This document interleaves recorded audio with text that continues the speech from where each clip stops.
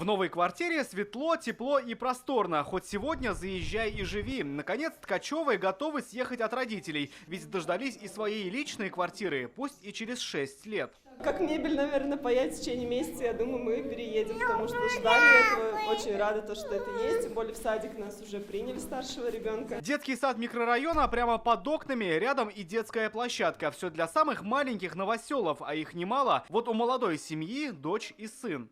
Здесь будет детская кроватка, сыну, здесь дочери. Вильдановы следили за каждым шагом стройки, помнят и серые блоки, и огромные экраны. Наконец дождались новых ключей и прочных стен. Пусть пока голых, зато своих. Приезжали, смотрели, все время мечтали. Вот Аллаха шукр, наша мечта сбылась. Мы очень счастливы.